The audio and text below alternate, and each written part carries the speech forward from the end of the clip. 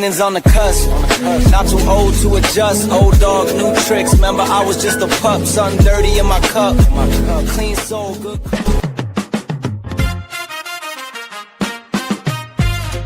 Yeah. Someone got gun on that dirt.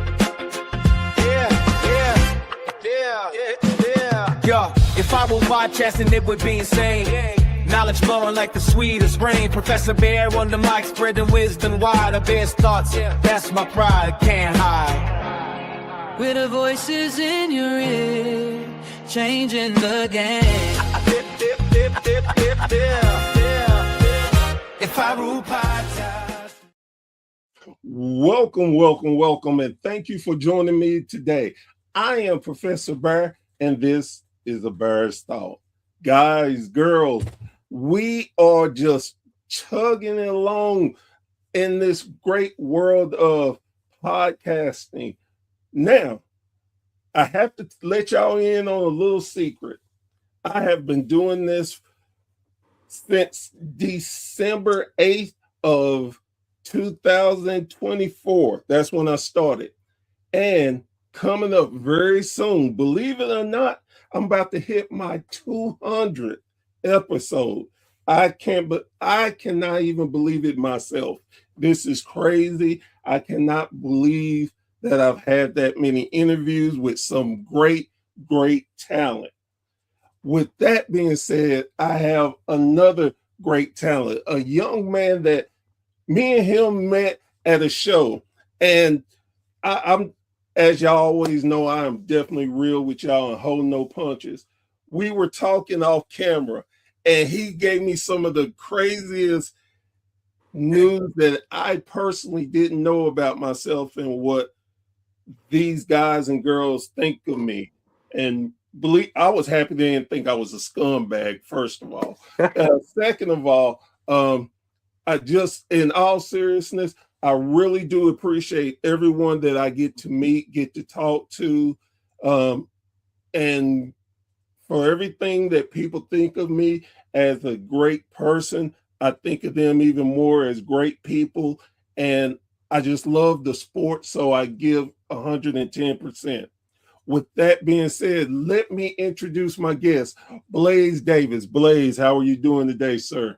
Man, I am living the dream. I say it every single time somebody asks me because there's nothing more I can say. Man, it is. I'm with you on that 100%. So we're going to start this off by the question I asked 99% of my guests when we first get started. How did you become a wrestling fan? I became a wrestling fan in 2022. Was not like, my dad's always been huge into it. It's always been in my life a little bit here and there. But I didn't get started like watching wrestling until my dad showed me. I don't remember exactly what day it was, nothing. But I do remember my dad calling me over to his apartment. And he just said, I want to show you something. And I was like, okay. And I walk in. He's like, I know you're not a huge fan of the wrestling thing. You haven't given it a chance, really. But give this match a chance. I loved it. I think you're going to love it, too. It's like, okay. It's Cody Rhodes versus Seth Rollins at WrestleMania 38. And he gave me a little bit of the backstory, stuff like that. I watched the match. It's great. And then after that, he showed me that he was training. Been in love with it ever since. That's all right. I love it. So previously, behind the scenes, you were telling me your dad's a wrestler too. Yeah, he is a wrestler. He goes by Chaos right now. It's spelled K.O.S. You can find him on everything because I run his social media. So it's usually under the name just Chaos Wrestles. But yeah, my dad, he doesn't give himself enough credit. I don't think anybody gives him enough credit. He's been doing it since, like I said, he started training in 2022. But his first match, I think, was in 2023. So he's been doing it roughly 3 years. And my dad, he has got the nastiest spine buster you'll ever see.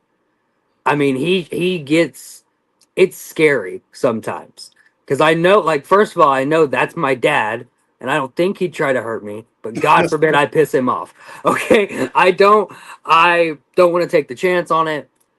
And my dad, he's great. He introduced me to wrestling, and wrestling, I like to say, is my whole life. I don't think about nothing else.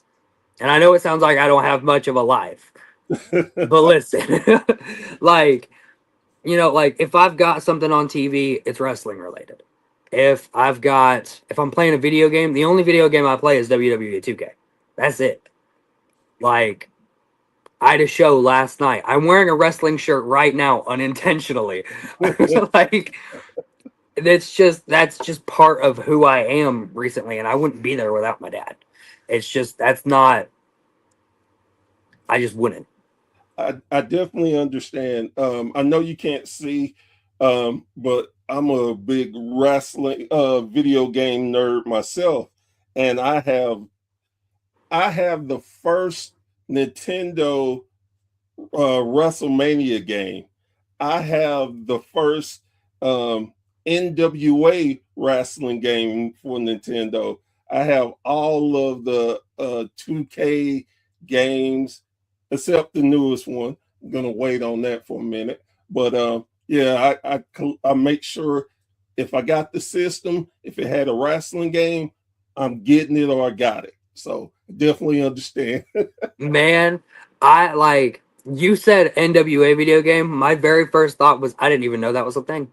See, I had no idea, no most idea that existed. most people most people did not know that the NWA actually had the first wrestling game after WWE. And the funny part is it was right as the NWA was getting bought out by Ted Turner to go to WCW. And it says WCW Championship Wrestling, but it's actually an NWA game. Really, Crazy. that is insane. Like, I don't like to say that I'm really versed, right? I don't like to say that I'm versed in it, even though I think if you ask me most trivia questions, I can probably answer them decently, unless we're talking about like 40s. You stump me because I don't know nothing before like 80s. But like I like to say that I'm decently versed, like I said, whole life. But I consider myself a new jet, like a newer like I was right there at the end of the Vince McMahon era. Right. Like right at the tail end of it. My first WrestleMania was WrestleMania 39 that I watched. Like that's just and I can't help it because my dad did. He tried to get me into wrestling before. Well, it happens. It sometimes it takes that moment for you. I remember again, like you said, my father was a big wrestling fan, so it meant everybody in the house watched wrestling. So it's certain things that stick out in my mind about certain parts of wrestling that I think, dang, if I was paying attention earlier, I would have saw it, loved it, but it just didn't click to me until it finally clicked. So it's a part of wrestling. Yeah, Your moment will come, and when it does, it's like, wow, I can't believe I waited so long. exact. Like I've had this chair from Extreme Rules 2016 for years, and I just used it as an office chair. I didn't think nothing of it, but then I look at it and I'm like, this is a pay-per-view chair, and this was from the pet. Like, and then I start marking out about it once I figure out what it is, and I'm like, oh my god, because like I'm pretty sure it's still up under my bed somewhere, but it's got like I think it's Dean Ambrose on the cover because that's when him and Jericho had their Ambrose Asylum match was Oh, 2016 Extreme Rules. yeah. Yeah. And I went back and I watched it. I was like, man, and I have a chair from that night. And I'm such hate to say I'm such a mark, man. It's so bad. Like the first time I ever met Xander Storm was at my stepsister's party because she is my stepsister's uncle, I think, something like that. And I met him and I recognized him from SPCW up here in La Follette. Right. And I recognized him because he was one of their champions, I think, at the point that I was going. And I recognized him and I was like, oh my god, it's Xander freaking Storm. And I went up to him and I was like, can we take a picture? And he was like, dude, I'm at a family gathering right now. What are you doing? But like at the time, I'm a little Mark. I can't help it. Look, I know people holler it's bad to be a Mark. I'm proud to be a Mark. I just know how to handle it. It's like, it's a time and a place to wig out. Then there's times you got to keep it in and act like it doesn't bother you. Like I was telling you, getting to talk to Silas Mason, and I'm like in my head, oh my God, the world heavyweight champion! Oh my God! And I'm just this fool, and he would have had no idea that I was barking out. But the same with Ricky Morton. I mean, you get to talk to a legend, and it's like, then you're like, nope, bring it in, hold it. He runs Net Pro or Innovate, right? Yes, Like him and Daniel. And him and his son Kerry. Kerry's up there a lot too. Man, I've worked for Innovate one time, and the only reason I ain't been back is because they got too many refs. they got too many, and that's a long drive for me because it's from La Follette to Kingsport. So I'm thinking of, I don't know exactly how long it was. First time I rode was with Skyven, but it was a probably 2-hour drive. I slept half the way there, but man, like once I found out how big Innovate really is, I was like, holy crap. Because I didn't think anything of it. They were like, hey, Skyven had reached out to Daniel. He was like, hey, do you care if this new ref comes and gets a few reps in? Daniel's like, yeah, sure. And I came in, did my thing, and then I didn't get home till like 1 o'clock. Which usually I don't get home from a show till like 11 or 12, because that's just how it be. Right. Because you're staying for the whole show, regardless if you're a wrestler or a ref. Refs, because sometimes we have to. And then other times, like, it's one of those respect things that you just stay the whole show.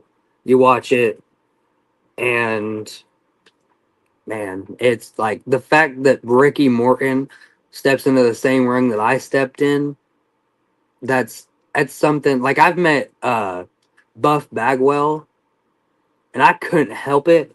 Like, when I met Kane that same night, and you can see in the picture of me and him, I am just tensed up. I don't know what to think. I don't know where, like, I'm sitting there. You can see in one of the pictures, I'm like I'm I'm like breathing real heavy. I'm just, because I was freaking out because, like, it's Kane. Like, I don't know how else to put it, but that's Kane. Like, that's the man. Especially here in Tennessee, like, he's huge everywhere. The funny story about Kane. My daughter, she was working at a laundromat,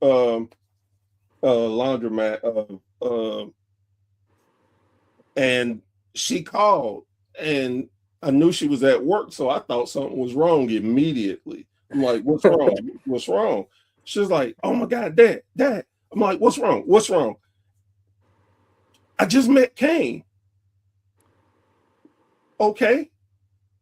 I met Kane. Okay. Oh, whoa, don't scare me like that.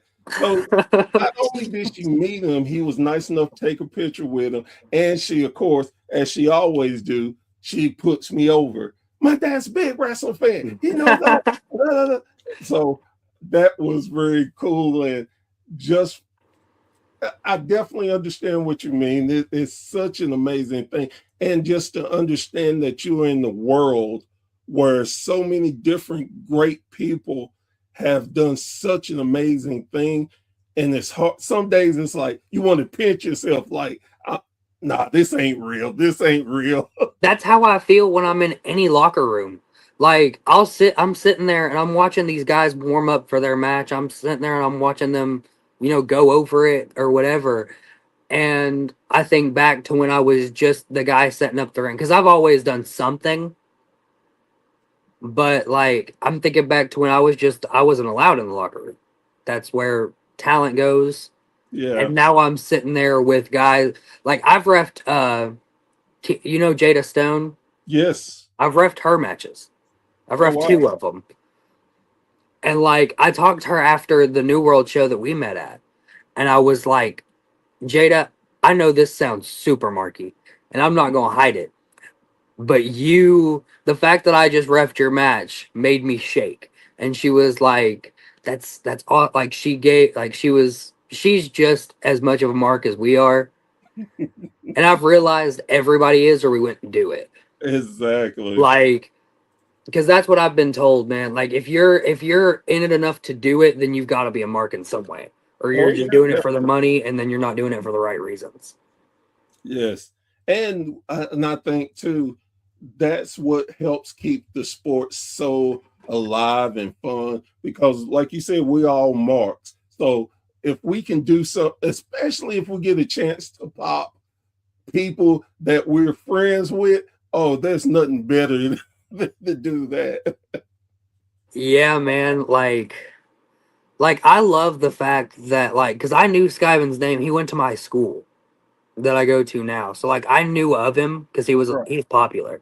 So I was like, yeah, Skyven, I think I know him. And then like he had been to my house once or twice to like hang out, like with my girlfriend, because my girlfriend's a little, or my ex girlfriend, sorry, because my ex girlfriend was a little more popular than I am, and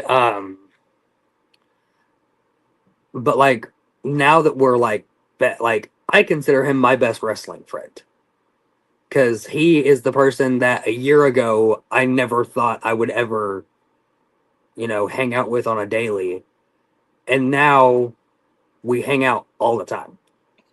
Like if I'm at a show and Skyven's there, that's who I'm next to the whole time. Right. Because like I'll talk to just about anybody, but Skyven's like my guy. I can pretend that I hate him all I want. Like I can be in the ring and roll my eyes when his music hits, but when it comes to the end of the day, he showed me that music in the car and I was vibing with it. Like that's just how wrestling is. Yes. And for me, um, looking at wrestling as long as I have, some of the greatest matches in the world are usually best friends, because they know they can do stuff. They will protect each other, and they just put on such an amazing story that just for me gives me goosebumps and tells what wrestling is for me. It's it's a story that two people, if it's singles match, can tell, and they can tell such a fluid way that people just enjoy it. Yeah, man. Like I like to call it like we have one of the most unique sports, because I don't think there's any other sport that's scripted. I mean, like not that I'm aware of, not that the world's aware of. So like at the end of the day, we're all best friends. Like I go to the back and I'm hanging out, and I don't consider myself one of the boys. I don't look at myself as any higher than a fan, right? But I get asked all the time. They're like, "Hey, how is it to be how hard is it to be a ref?" I had a fan come up to me one day, and he was like, "How hard is it to be a ref?" And I looked at him and I was like, "Depends on what you consider hard, because you're, you're running around just as much as they are, because you've got to stay out of their way." Along with the fact that you're also part of the story, so you're sitting there and you're kind of like, if a big move happens, my biggest thing is I like to sell it. last night, and this one I couldn't help, but last night it was Xander Storm versus Skyven. And Skyven got hit with what Xander calls the bear chop. And he kind of brings both hands down and smacks the crap out of you, and it makes a... God, it looks like it hurts. Never taken one, don't ever want to. But he hit the bear chop, and I was sitting there, and I was just too close. I was telling him to get out of the corner or something like that. And I was like, hey, Xander, get him out the corner. And he hit him with that. My ears genuinely rung. Like, I literally did this. I was like, ow. Because, like, my ears rung for the rest of the match. And it was...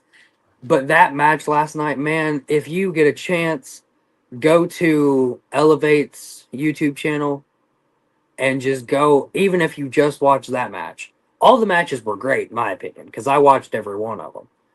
But if I had to say a match of the year contender, it's that.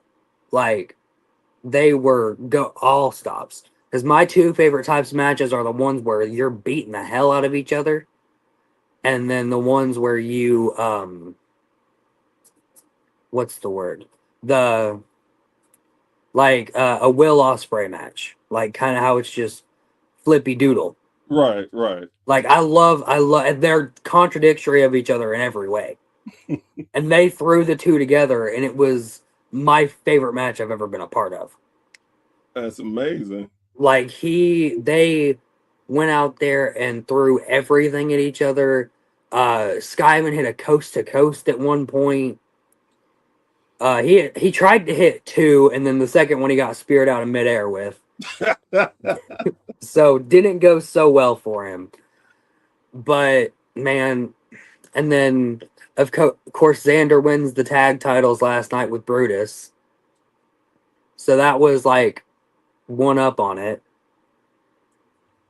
But So, it's just... let me ask you this. Out of the little time you actually been in the business, what is the biggest thing that you've learned that is surprising to you? That's a good question. Honestly, that's like super surprising is at first, like, if this was right as I started, I'd say that, like, oh, they actually hit each other. But I've learned over time that that's not the most surprising thing, because you can't work a punch and it look good without actually touching each other. Right. But I'd say the most surprising thing, how nice people are. You'll meet heels that are the nicest people you'll ever meet. Like Skyven, for example, he plays a great heel. People hate his guts. So let me tell you a story about him. I'm at Elevate show, and he was out being the second, and he's walking around the ring messing with his fans and whatnot. Just so happened I have two seats beside me that are empty. He comes up and sits down, and I'm just like thinking to myself, what the hell are you doing? So then he said something. I couldn't make out what he said, but he said something. And the whole time I'm just sitting there thinking to myself, you're an asshole. You just, I literally want to punch you in the face right now. So after the match, I'm hanging out like I usually do. And he comes up to me. It is like, oh man, I'm glad you're still here. I'm glad you heard me. And I was like, honestly, I didn't hear what you said. He said, I really wanted to talk to you, but I couldn't break kayfabe. So that's why I whispered to you, stay after the match. And I was like, oh, okay. I said, well, look, I'm gonna have to tell you something. I said, you realize I know what the business is and everything. I said, but you pissed me off so bad, I really want to hit you in the face right now. And he just got a smile on his face. He said, that's the best compliment I got all night. Man, because that's what makes a great heel, especially nowadays. Yes. Like, because people know it's scripted. They know for a fact that you're going back to the back and you're gonna shake your opponent's hand and y'all are gonna be cool. You could pretend that you want to rip each other's hearts out, but at the end of the day, you're fine. Like when you could make a crowd hate you. I'm not talking like boo. I'm talking like absolute, like you suck. You're getting insulted on your way to the bathroom. Like Yeah. that's like even after the show, and I've had fans do that to me whenever I don't catch somebody cheat, or whenever like they're like this ref sucks during the match, and I've had fans come up to me after and be like, "Dude, you got to get your eyes checked." Like, and I'm like, "Listen, I didn't see it, so it didn't happen." So, but man, I like that's what makes Skyven such a good heel. That's what makes who's another big one? Charlie Craig. Man, people could fight Charlie.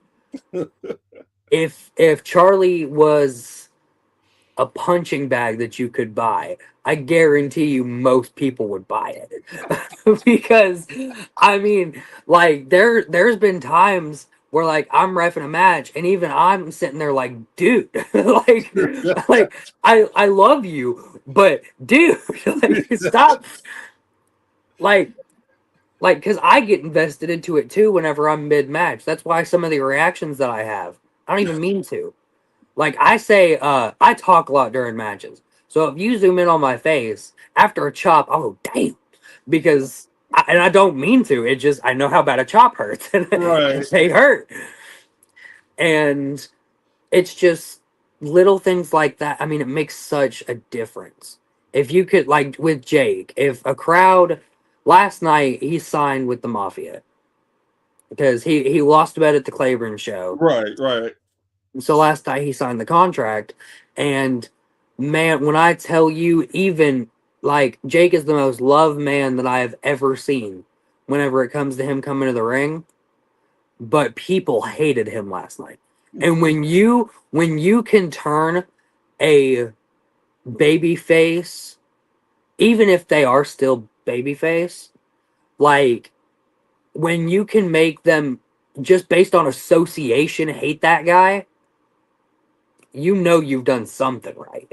Exactly. Exactly. And that's the magic to me. The when you can, like you said, we know it's scripted and everything, but you still get into the magic of professional wrestling. You know what it is, but it still literally brings out a genuine emotion. You know you are doing your job great. Yeah, that's like what I like to tell guys. Like after a match, whenever I do my whole stick on like what can I do better, I like to like also compliment them. Like, man, you had me invested, and I'm sitting there in the ring with you. I heard you going over what you were gonna do before, and you had me invested. Like, there's been times where I'll go out and I'll ref a match, and I'll come back and I'll be like, dude, the like fan in me hates that guy. Like when it comes to Skyven. I keep using him as an example, but he's the best example I can use. Like Right. when it comes to him, the fan in me wants to rip his throat out. But then the ref and the, you know, I don't want to say regular person, but like the person in me is like, that's such a great dude. Right. But like if I was sitting in the crowd with Skyven there, I couldn't stand him. So let me ask you this. With you being a ref and knowing the business, do you watch WWE or AEW any different now? Yes, I watch it a lot different now, I'll say. Like before, I'm still just as invested as I would be, especially if it's a really good match or if it's a really good story. Right. But I will say the biggest difference I've noticed is like I know the cues. I can tell where the heat's at. I can tell where the where the comeback's at.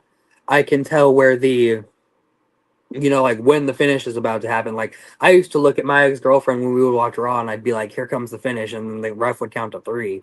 And I'd be like, I guess I booked the show because like I can just tell because there's little things that you don't get until you're there. Right. Or if you're like you and you've just been watching for forever, you know, you've been watching for 4 times as long as I've been alive, which is kind of crazy to think about. Right. Like, I'm sitting here, 16 years old, got in at 2022, and you're talking about decades that I wasn't even a thought. My parents weren't even a thought when you started watching. See, I'm so glad that I'm not sensitive being called old, but I'm not trying to call you old, but I like, know you're not. I'm just joking. like, you know, but I would always give people crap about it because I'm like, you know, you've been in it for 20 some years. So you like say for example, Justin Hardy. Love the guy. But he's been doing it for I think 20 something years or 17 is the first number that comes to mind. And I'm like, you've been doing this as long as I've been alive. And I give people crap about it all the time because I'm not your typical ref. Because usually, you know, you don't like book a 16-year-old just because some places just don't allow it. Right. You know, you've got the whole insurance issue. And that's why I can't work in other states that require a license because I don't have a license. But like, because I want to work in Kentucky, I want to work in Kentucky bad because of how close I am. Like, and then there's a show going on in Ohio, I think, that like in Ohio you don't need a license, but that's also a really far drive. Uh, And I don't think my mother would let me do all that. I haven't talked to her about it, plan on after this. But there's a show going up there that like I asked them last night, I was like, hey, do you guys need a ref? They were like, maybe. I was like, let me talk to my mom and I'll get back to you. it, So it, if I am thinking correctly, I know who you talked to, and he's actually a part of WSN, and he wants me to come up there to see his show. So you never know. Maybe we can work something out where we could go together. I listen, man, I would be so up for it if are you talking about Brock's too? Of course. Okay. Okay. Just making sure we're on the same page. Cause at first they were like, I don't know, cause we train refs, and I was like, well, I could always come up there and train for you too. Like I could always do that. Cause I don't like to say that I'm a great I'm like I won't say that I'm better than anybody. But I will say I've seen some referees, not gonna name any names, not gonna throw anybody under the bus, that you know, like I've heard stories even where like some refs will count with their foot. And I'm like, how do you even come to that conclusion that that's even a thing that you can even think about doing? Like, like I can't imagine sitting in a match and counting with my foot. You know, I got to get down. That's why I wear knee pads because my knees started hurting after about 3 months of it. I had to start wearing knee pads because that canvas, man, hurts. Uh, just to hear counting with your foot is hilarious to me. Exactly. Like when I heard that, I forget who told me, but they were like, "Yeah, man, you're a great ref for how long you've been in it." Because I've had refs that have been in it 20 years and will count with their feet, and I'm like, "How is that even? How is that even a possibility or a thought in your mind?" I've never sat there and been like, "Oh, I don't want to get down, so I guess I'll just like." Never in my life. Oh my You God. And I can imagine the heat they would draw from counting with their feet. Like that's something that like I could expect a wrestler being a special guest referee would do. That's something that I could see them doing, being sarcastic about it. Right. But being a for real official and doing it, come on. Wow. Interesting. So let me ask this. With the little time that you've been referencing and everything, who do you look to as a referee for the help make you better? Is there any particular ref that you check out? I will say, are we talking professional or indie? Because I have two different Both. answers. Both. You can give me both answers. Because if we're talking indie, I don't know his last name. Okay. But I've always called him Austin. That's what I was introduced to him as. He's the referee up at TLW. That's the man that I've watched since the very beginning because he was reffing before I ever even thought about it. And I've at first when I started reffing, I slid onto my knees and started counting. And then I watched him and I was like, well, he gets up and in there and he like does it. Right. Because he puts his I don't think anybody gives referees as a whole the credit that they deserve besides the people in the back. I get congratulations all the time about it. But like the fans as a whole, like don't I'm not gonna say don't appreciate, but like don't recognize. That's a perfect word. Perfect. Don't recognize like what exactly we do. Yeah. And I think Austin is a prime example. Like that, I mean, he will go to work all day. He'll go to school, he'll go to work because he's about my age. He'll go to school, he'll go to work, he'll come do a show and then go home and do it all over again. And he'll do that every day. And I don't know if it's a big passion of his. Like I'm not real close with him, but like I will say, and then for the professional answer, I'm looking at, it's a basic answer, but Charles Robinson. I always look at him. I look at what's the referee Jessica Carr. Oh, yes, I yes. look at Jess a lot. Uh just a lot of like I'm always studying regardless of what I'm looking at. If I'm watching like a video, like if I'm playing a video game, I'm still got my eyes on the ref. I'm like, man, how are you articulating yourself in such a way? Like, how did they program the ref? How can I program myself to be how exactly they want me to be? Because that's what a video game is. It's just, they're never in the shot, like in the way. And like, I watch how fast the counts are. I've played special guest referee matches to practice my reffing, practice my timing and stuff. Because I try my best to I keep my counts pretty consistent. I like to think. Now there's times where I get too into it and like right at the finish I'll count fast. And I'm still working on that part. Right. Like I'll get super into it and I'm like, okay, here's the finish. 1, 2, 3. Like I'll go a little bit quicker than usual. But I haven't been called out on it. It's just something I noticed myself. One thing that I really appreciate, and you brought it up, is the not the appreciation for the ref. Because like I tell anybody, if you, especially people who are not wrestling fans and they are trying to understand, I let them know that wrestling is the ultimate team sport where if a ref does what he's supposed to do, you'll never notice him. You'll never even realize he's there.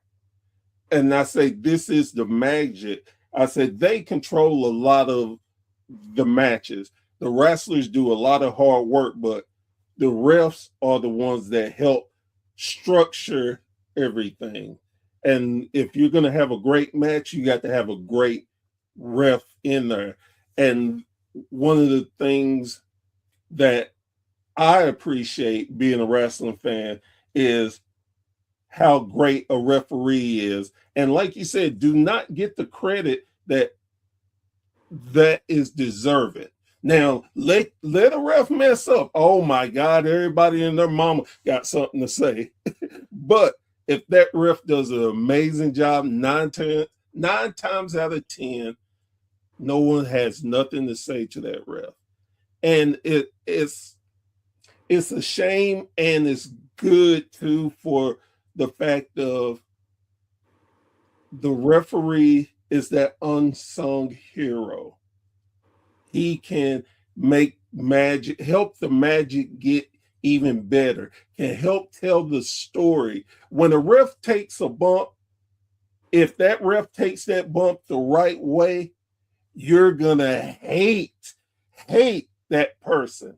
It's gonna even where you are, your emotions are at one level. If that ref takes that bump the correct way, oh, it heightens that much hate that, oh man, I got to get I'm gonna jump this rail and go in there and punch him, that type of level. And Yeah, and that's why I love giving, like yourself, a referee, the valets, the people that don't get a lot of appreciation and be able to tell their stories.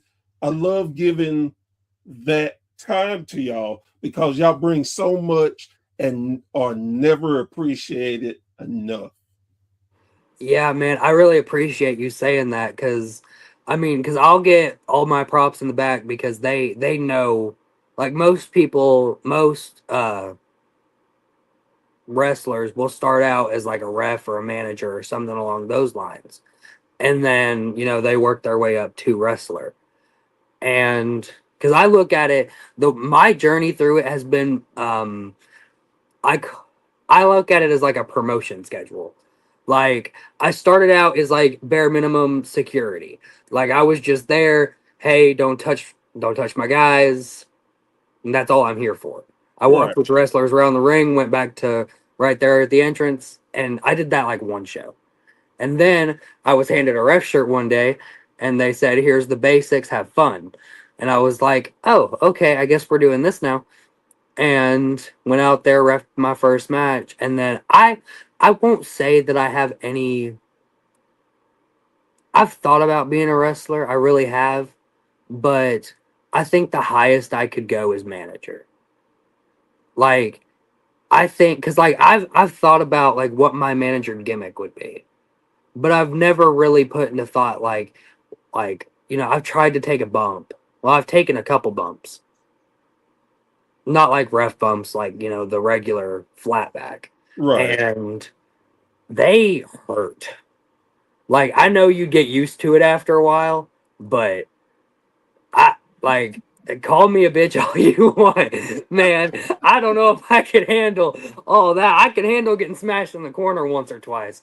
I can handle my wrist hurting after a night, but I don't know if I can do all that almost dying all the time. I definitely get that because you seen me, you see I'm a pretty big guy.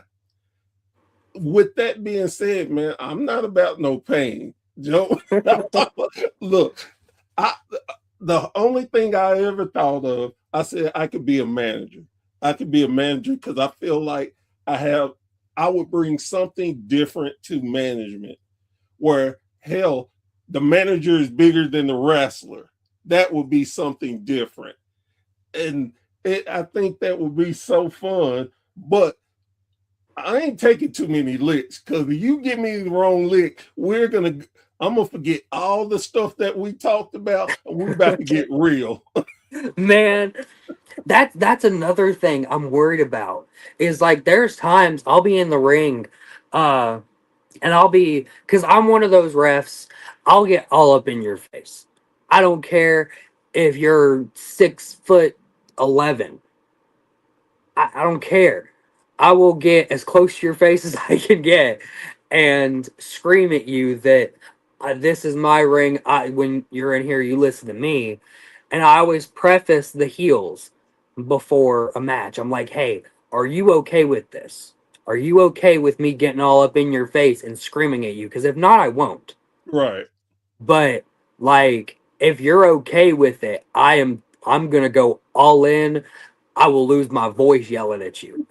Like, because that's I always say that's my favorite part of my job is getting to scream at men that are twice my age. Like I get to yell at grown adults and they have to listen.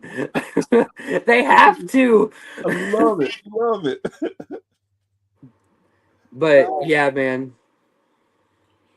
But if you in 5 years, where do you hope to be in your referee journey? Man, I would love in 5 years to at least be somewhere like a GCW. One of those real big, like, Elevate's getting there, and I'm so happy about it. We've got amazing talent, but like I would love to be somewhere like a MLW, like a House of Glory, like a what's another bit, like or I think it's Gremlin House. Oh, Grindhouse. Yes. Like just somewhere huge, like Right. globally recognized. Like I'm not talking in 5 years I'm gonna be in WWE because that's an unrealistic goal. But I would love in 5 years to, man, like be refing for all kinds of places. I My love it. my goal in the next 5 years, I'd say, is to go as a full time ref. Because I have a real job. Like I don't want to say real, but I have like my primary job. Right. And I'm like, I just work in fast food. Man, like you'll see me one night, you'll go to a show and you'll see me count to three and get real heated with somebody, and then the next day I'll be at a Zaxby's. And I'll be sitting there taking your order. But uh yeah, I think the big one, I think the place I want to work most is either MLW or GCW.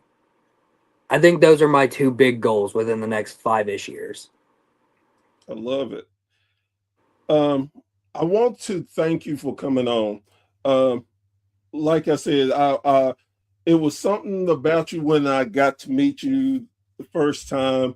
I thought you have so much great potential. I just, it's so funny when you get to stay after a show and get to talk to so many different people and stuff. You never know who you'll meet or how that meeting will be something special to you. And I consider meeting you and getting to talk to you special because, man, we've got a great friendship that I enjoy.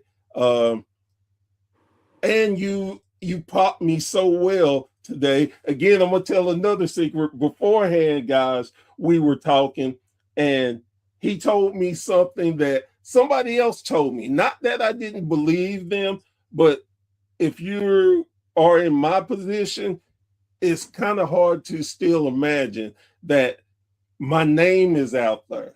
Now, and I'm a realist. I understand that I do podcasts and people are going to talk about me, but for the level of that wrestlers talk about me, get excited when they find out I'm in the building, that means something to me on so many different levels, and I'm very appreciative of everyone that feels I bring something to the table. I thank them, but it's still a humbling thing to learn that you actually bring something to people that gives all the time. So I appreciate you letting me know that. I appreciate the guys and girls who feel that way when I'm in the building. And I hope that I am giving back as much as I am receiving. So thank you for letting me know that, my friend. No problem, man. I will say you're giving back tenfold. Like this podcast right now is the biggest moment of my career, at least so far. Like this, I have been nervous about this since you asked me about it. Like I have been terrified. Like 5 minutes before, whenever I was just a little bit late because we were supposed to, start at like 6 or something. Like, and it was like 5 or 5:59 when I ended up joining. I was like, oh God, please don't think I bailed. Please don't think I bailed. Because like I'm just sitting there waiting for my phone to charge. I'm like, oh my God, please, please, please, please. Don't think I'm a bad person. Look, I've had people where they didn't get on for like 30 minutes, and I'm sitting there like, man, why am I sitting here? And they finally get on, and it's like, you know what? It's life. Things happen. It's not a big deal. And again, we're all human, so that's how I look at things and try to have a positive attitude at anything. So Man, I feel like you have to, especially, with just everything. You've just got to have a positive attitude about it. That's how I look at a simple example like going to work. Like that's because most people are like, God, I don't want to go to work today. I'm like, I'm excited to go to work. I get to hang out with a bunch of my friends and talk to people and make people laugh all day. Like, that's the best way, because if you can have that positive attitude, it makes things so much easier. yeah, like my favorite part about my job is I used to work at McDonald's up in La Follette, and I would do this gag with people, like the curbside orders. Whenever I would walk up and they'd roll their window down, I'd go, license register. That's not my job. And then I'd turn around and come back and bring them their food. I thought it was hilarious whenever I did it. But man, that's, Do you want to give some shout outs before we get off of here? man. Shout out to Elevate. Elevate has, no pun intended, elevated my career, man. Shout out to my dad for actually getting me into it. If you want to look him up, it's at KOS Wrestles on everything. What I want is you and him for a podcast. We're gonna make that happen. Man, if I can convince him into it, I will.